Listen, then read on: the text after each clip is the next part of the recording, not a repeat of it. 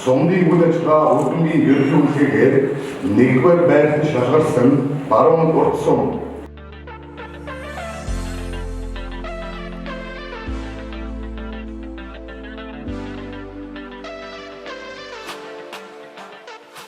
За баруун сумын засаг даргын тамирын газар 2025 оны үйл ажиллагаагаар амжилттай баттгаж тэргүүний сумаар дахин шалгарлаа. Тэгээд тэргүүний сумын иргэд та бүхэндээ бас талархал илэрхийлье.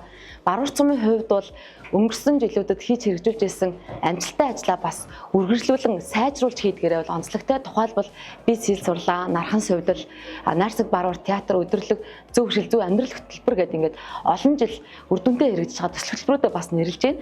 За мөн бид бүхэн хөрөнгө оруулалт бүтээн байгуулалтын ажлуудаас гадна хүний хөгжлийг дэмжсэн онцлог ажлуудыг бас санаачлан хийдэг байгаа. 2025 онд баруун сум нь хөрөнгө оруулалт бүтээн байгуулалтын ажлаас гадна хүний хөгжлийг дэмжих онцлог ажлуудыг хийж хэрэгжүүлсэн. За тухайлбал 6-аас 9-р ангийн дунд ангийн сурагчдын дунд бол сүү хөтөлбөрийг хэрэгжүүлсэн. За мөн нийт төрийн албан агчдынхаа 22 байгууллагын 888 албан хаагч зориулсан төрийн албан агчийн хүний нөөц нийгмийн баталгаа хаан хөтөлбөрийг батлан эхлүүлснээр бас онцлогтой байгаа.